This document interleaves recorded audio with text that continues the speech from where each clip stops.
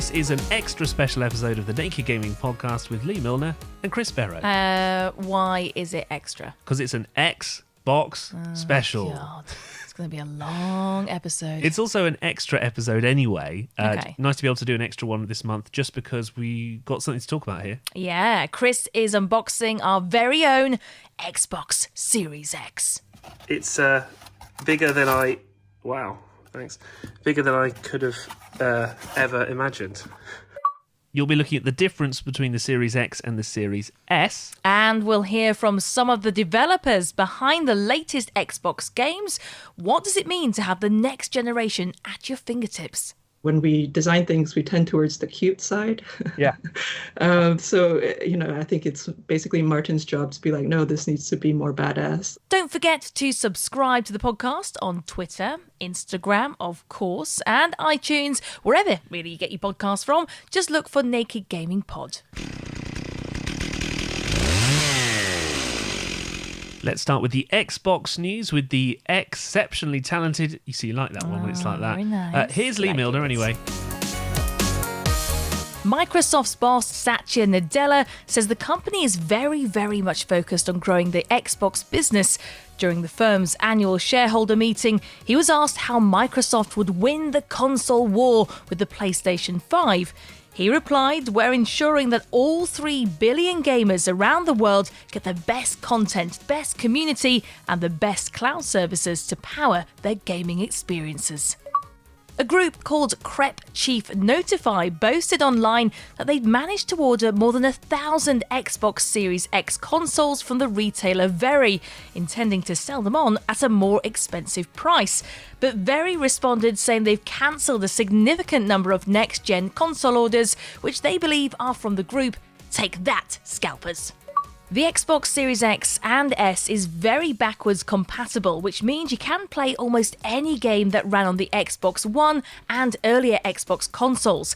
But gamers have discovered that through emulation software, you can also play PlayStation 2 games. And hilariously, the latest Xbox can play more PS2 games than the PlayStation 5. However, running unauthorized emulation software violates Microsoft's terms and conditions, so maybe don't try this one at home.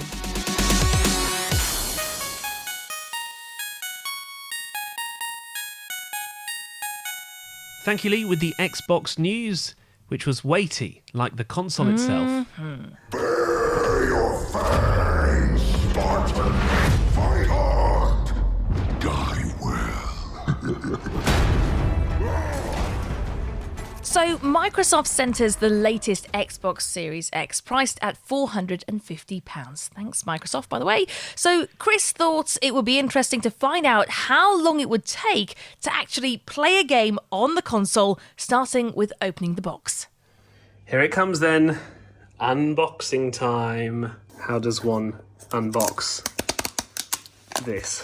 It's going to be an absolute beast, isn't it? Oh my lord. What on earth? Whoa. It's bigger than I could have ever imagined. Oh no. Oh, look, that's what it's got at the back. USB, internet, storage expansion and HDMI. Oh, it's got a CD slot and one USB at the front. It's got a massive fan in there as well. It ain't going under there though, is it? That is a tight fit, shall we say. So we're currently updating the controller. Sure. There aren't any new games that I particularly want to play, so I wanted to play one that's at least optimised for the Series X. So we're on Watch Dogs Legion, and it's just installing 37 gigabytes of it. I've just watched a whole episode of The Mandalorian, and we're on 59%. Ah, London. What a town. History around every corner and a tourist photographing it. Top shelf stuff. Only took 12,000 years to build it up. That was the unboxing and then the almost 3-hour experience of how long it took to play a game that was optimised for the Xbox Series X. So hopefully that's useful for you to know. Wow! Nearly 3 hours? Also, can I say, it is massive. Massive. I think the longest bit was when it was updating the controllers, because we had Okay. some older Xbox One controllers, Yeah. and then it had where we were just updating your controller, and it took like half an hour. It's a beast, though. It is a monster. What's the thing you told me about with the ping pong ball? Oh yeah, I love this fact. the fan is so powerful that it will float a ping pong ball on the top. I mean, it depends how bored you are to actually do that. But I mean, yeah, if There's you've no got games. the time. There's no games at the moment. so- Yeah, exactly. There's also a video of the unboxing as well. Gotta that's check that out. available. It's so good. So you can see how it gets wedged underneath our telly. Brilliant. It's the Naked Scientist YouTube page. Just search it up there. Peel's here. This is the Naked Gaming Podcast with Chris Barrow and Lee Milner. Now, here's Lee to give us a rundown of the actual technology that's inside the box of the latest Xbox. What are the main differences between the Series X and the Series S? Microsoft have repeatedly called it the most powerful console ever. It's £450 for the Xbox Series X and £250 for the Series S, so quite a big price difference between the two models. But why? The Series X has 1 terabyte of storage, the S has half of that, so you can't download as many games, and the games for this next generation are big. Here's a word that you might not know. Teraflop. If you don't know what it is, 1 teraflop means a computer can process 1 trillion calculations a second. So the Series X has 12 teraflops of processing power. That's a lot. The Series S has just 4 teraflops. The Series X can also play games in true 4K resolution. That's good, right? The Series S can only get up to 1440p, which is respectable, but we've got a 4K TV. You get a Blu-ray DVD drive with your X, but you don't with the S, and as a result, all your gaming has to be disc-free, which is strange because, as I said before, it only comes with half a terabyte of storage. The Series S is also half the size of the Series X, but no one's buying the next generation of consoles based on how big the box is.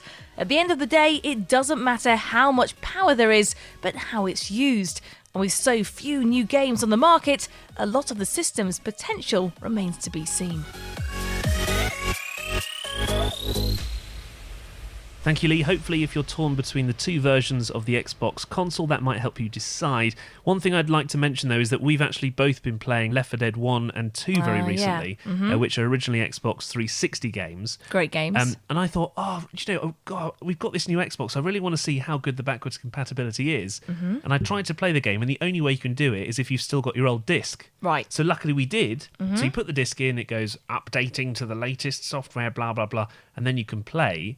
But that means that you have to have the Series X because it's got the disc drive. The S doesn't have the disc drive. Okay. So we wouldn't have been able to play those games this week. So I would say the X is better in many ways, but of course, if you can afford it. Betrayal. This is the Naked Gaming Podcast with Chris Barrow and Lee Milner. Next up, Chris has been speaking to a few of the developers behind some of the games that have been optimised for the next generation of the Xbox from lots of different genres.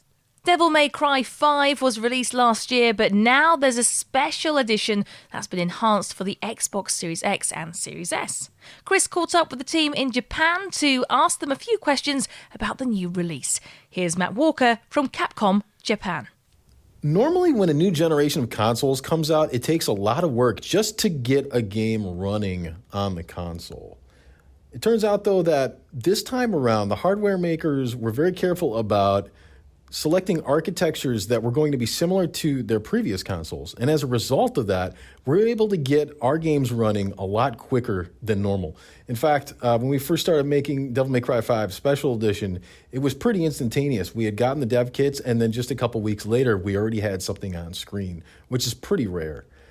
The real effort and the real difference came in when we started trying to implement the features that the new consoles were going to add to the experience.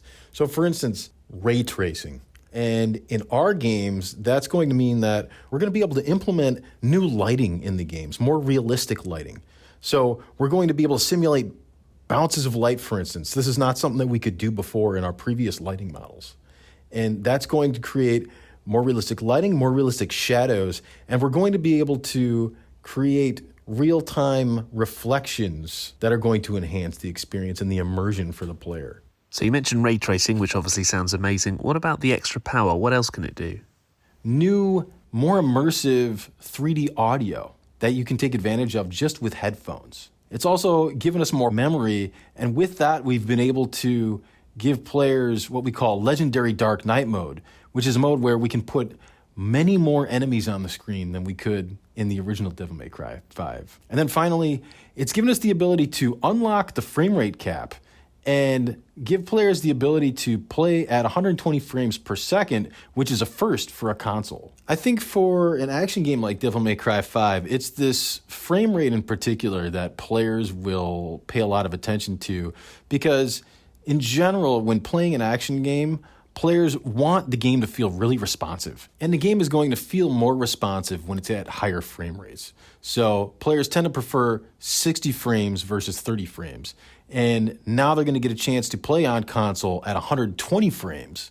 Thanks to Matt Walker from Capcom Japan. And Devil May Cry 5 Special Edition is available now on next-generation consoles for £35, and PS4 and Xbox One as well for the same price.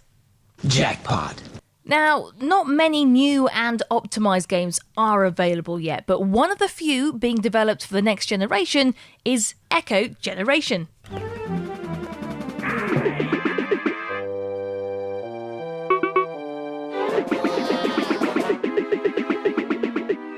Echo Generation looks a little bit like one of my favourites, Animal Crossing, in its art style, but there's definitely a more Lego-y kind of edge to the characters. Yeah, the company says it's a turn-based adventure game about a gang of kids investigating supernatural events. Oh, it's like that, what did we watch? Stranger Things. That's it, Stranger Things. It does even say they battle monsters and mechs to save their town. I think you'd like this sort of thing, actually. It does sound like it's up your street, and it's very cartoony and fun. Chris spoke to Vanessa Cheer and Martin Govro, co-founders of Coco Cumber. Awesome company name, by the way. Congratulations on getting the demo out for everybody to play. I guess such an exciting moment for you. Has it been a long time coming, this demo? I guess in terms of actual dev time, it's been about a year if we kind of put it all together. But yeah, it feels a lot longer, especially when it's leading up to releasing something like a demo, just because, there's a lot of expectations there for it to present well, I mean, if it doesn't present well to people and this is their first impression of it, then we're afraid it might turn some people off. I would say, so far, so good, though. And Martin, can I ask you, because I get the impression that would the dev time have been shorter if we hadn't had the crazy year that we're all going through? Oh, yeah. Crazy year for sure. And what happened is right when the pandemic was declared by the World Health Organization on March 11, it was right about the time we were going to put the game into production, because we already had a prototype. We already had, some material that we worked on for a couple of months in 2019, 2018, but never a full production. And when that happened, we're like, what do we do? Are we going to put everything on hold? Is the world going to collapse? Is, people are going to be on the street just burning cars? And we decided to take a chance, take the risk to go ahead. It was very unlikely that Xbox will change their plan. The next gen is coming. Yeah. And wanted to have something ready around the time that next gen is coming out. And we decided to, let's just go ahead, take a chance. We had to grow the team because this is our most ambitious project yet. So you can imagine, as everything, is going mad in the world, and you actually start hiring people to put a project into a production. So that was definitively a bit quite a hard decision to make, but I'm glad we went forward with it, because I think the fact that we had something to do and focus every day and have a clear, goal structure help keep our mind a bit sane as the world was in turmoil. Was it always intended to be a game that was going to come out on the next generation, or did you just think we're going to make the game and release on the platforms that are available at the time either way? Oh, definitively, it was something that we planned for next gen, and we started talking early about this project with Xbox about some of the first early prototype as far as last year, and there was an excitement about the project early on. Of course, I'm gonna be biased about it. I love this game, and we wanted to feel that every screen It's a bit like a painting you're watching on a big screen in 4K, 60 frames per second. Yeah, well, no, I've got to say, because from what I've played about half an hour of the demo today as soon as I physically could. So I stayed up all night, and then instead of going to bed, I thought, no, I've got to play the demo before I talk to you. I was so excited to play. And I've got to ask you about the art direction. And Vanessa, I guess I'll come to you for this one, because the graphics and the way that the art is designed is so unusual in the sense that it's like a combination of a lot of... I felt like I was in a snow globe when I was playing the game. So I felt like I was in this little world, and then I walked along off the screen to the right, and then it was like a bit of a darker world. For me, I tend to think like in terms of colors, and that's like what speaks to me in terms of like how it, it feels. So Animal Crossing, I mean, internally our team is, when we design things, we tend towards the cute side. Yeah. So, I think it's basically Martin's job to be like, no, this needs to be more badass. Echo Generation is being developed right now and set for release next year. They also launched the demo, which we were speaking about. You can play it as of right now, as of today, and the soundtrack is available to download as well. Before we go to one more game that's being developed for the Xbox Series X and the S, here's our reporter, Alexbox Rhodes. I was wondering when the next one was coming. He sent us this report. Hello, Chris and Lee. It's Alex here. I know you guys are doing an Xbox special this month, so I thought I'd get in on the action. The only problem is my Xbox is back at my parents' house, my old 360, and they're in a different tier and a few hundred miles away. So obviously I can't go back and get it. So I thought, well, what does anyone who's lost all sense of hope and, all sorts of ambition do? Well, they turn to the App Store and try and find a game on there. And I can't believe this, what I found. I found a game called Gears Pop. This is the collaboration no one asked for between Gears of War and Funko Pops. First of all, graphics are awful. I don't know when this came out, but this is actually made by Microsoft. They have no excuse. They actually know how to make proper games, and they can't even make garbage games like this. So it seems it's kind of like almost like a football field setup, but with lots of sort of cover to hide behind. Taking cover was obviously always a big part of the Gears of War game. They kind of revolutionized it. Okay, so I dropped my guy, and I moved him into the open instead of cover. He was supposed to be behind cover. He's just stood on the wall like a lemon. It's kind of, from what I can tell, it's like a tower defense game. This is probably running at about 8 frames per second. It's really, really bad. The original Xbox could probably do better than that. I'm currently facing General Ram as my opponent. What is even going on? It's lagging so much I can't even tell what's happening. Oh, here we go. It's sped up now. I'm a little bit biased because I've always hated Funko Pops with their soulless eyes staring out from game's front window. Yeah, all this makes me do is want to play the actual Gears of War games, which are really good, especially 2. I really like that one. Oh, it's frozen, and it's crashed. It's crashed. The game has crashed, so there you go. I don't know if I won. I had 15 seconds left, and I'm not going to boot it back up. In fact, delete Gears, Pop. Deleting this app will also delete its data. Yes, let's do that. And there we go. It's gone. Goodbye. See you later. That was rubbish. Really bad. Don't download that. I imagine there's others in the Pop series, the Funko Pop game series. Don't download those either, because that's the only way we're going to see less of these horrible pieces of hunks of plastic, because they're making them for every single Marvel movie, and there's about 100 Marvel movies coming out between now and next July. So we've got to stop this before it takes over. They're the real locust. Funko Pops. Thanks, Alex. Thank you, Alex Rhodes. Xbox Rhodes, that's what I'm saying. Wow! Now, our next guests on the podcast are the team behind Crosscode. They've been supporting the game for quite some time now. Here's a burst of the trailer.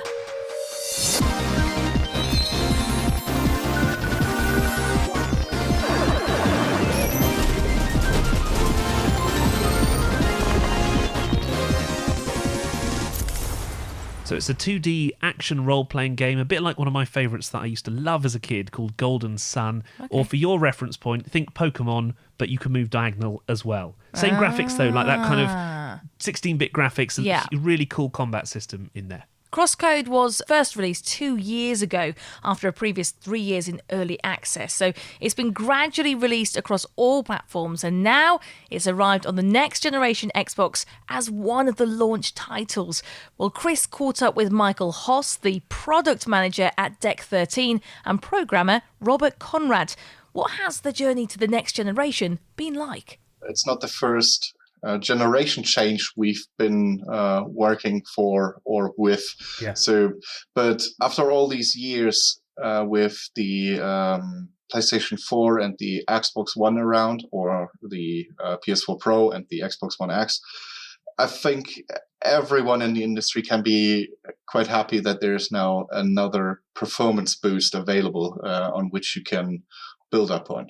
Backwards compatibility has been something that's been sort of trumpeted by Microsoft. They've kind of made a real point, more than the PlayStation, to say actually a lot of our games are available in a backwards compatible way. It sounds like they're also making it quite easy to optimize games for the system. I guess that's something that you welcome because it makes your life easier.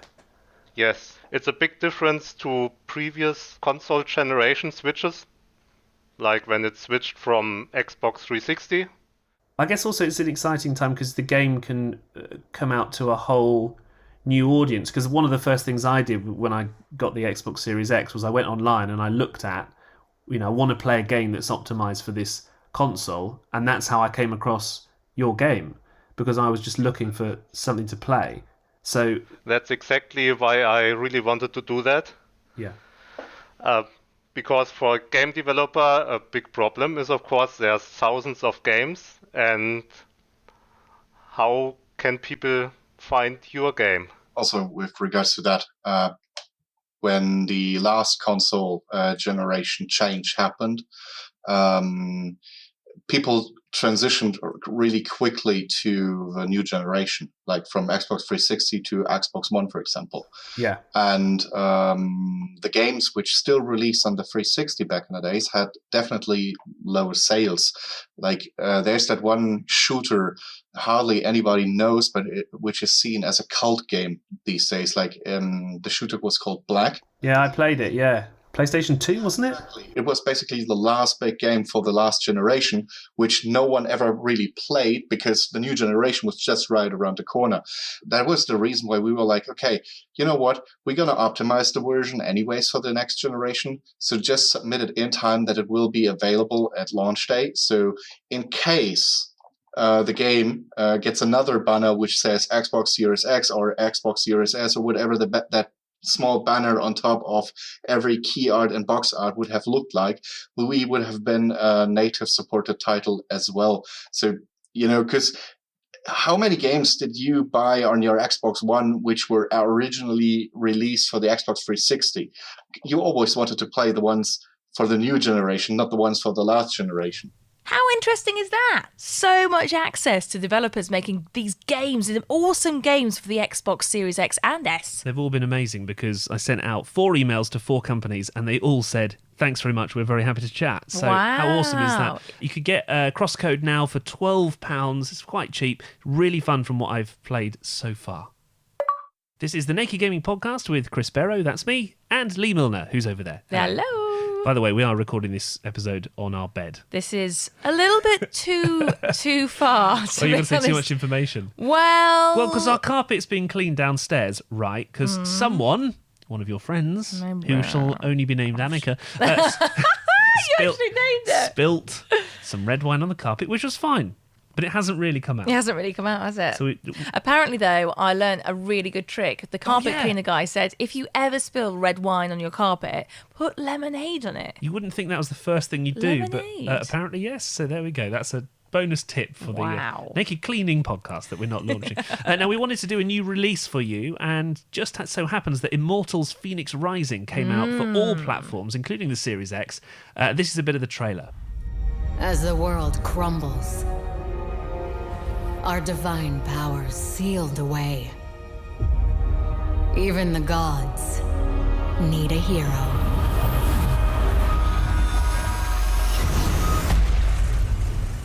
So it's another Ubisoft game. They've just done Assassin's Creed Valhalla, which I didn't particularly like because the voice acting wasn't very good. Yeah. This is another studio of theirs, but it's still the same overall company, and I will have to say the voice acting is absolutely shocking again. Maybe they employed the same people as before. Well, you heard some of it, and the she's like Scottish, but then she goes into a bit of Polish/Russian. And they're supposed to be Greek.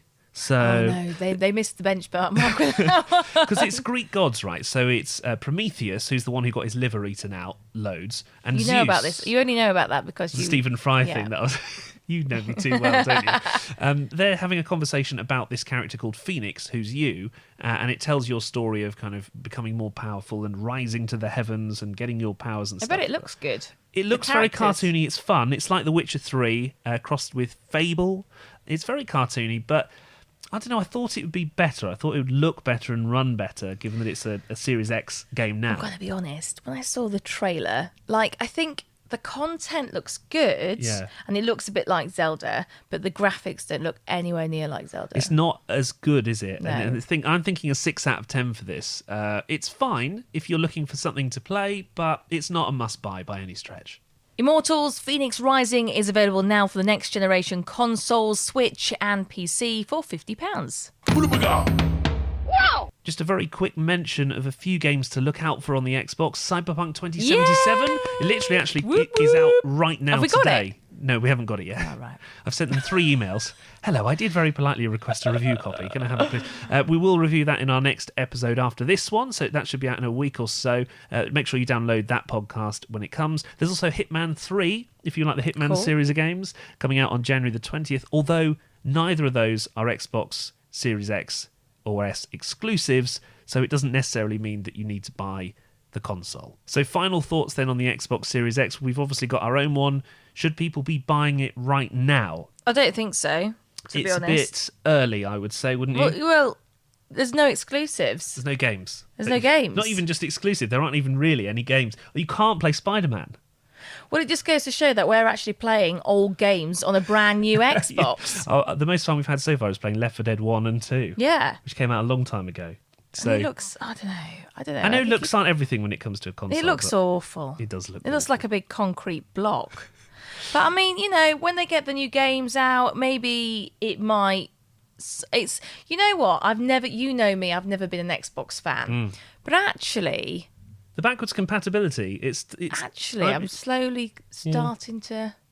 Interesting. Not yet. I mean, I'm always going to be a PS girl. A PSer. Yeah, PSer. 4 years, then you might change your mind before the It'll next take a bit generation longer comes than that, out. love. Maybe it's not a must-buy now. I would say if you've got an Xbox One or even a 360 and you're enjoying the games, just hang fire. There's no need to splash your cash right now, and it'll probably be cheaper by the time you want it next year in February, March, April, when the games start actually coming.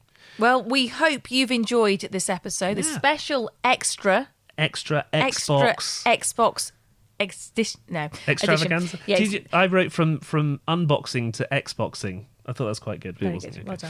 Well done. You can subscribe. You can tweet us. You can get us on Instagram now as well. It's Naked Gaming Pod everywhere. Yep, everywhere. And you can catch our PS5 episode once we've got hold of one. So 6 months it could be. Excuse me. Husband, get on with it. All right, I'm going. And do catch the next episode of our podcast, which is a Christmas special. Oh, yeah, what does that mean? So we wear Santa hats and we just record. Wait, shh. Can you hear that? Can you hear the bells? Do you want me to add in some afterwards? Yeah.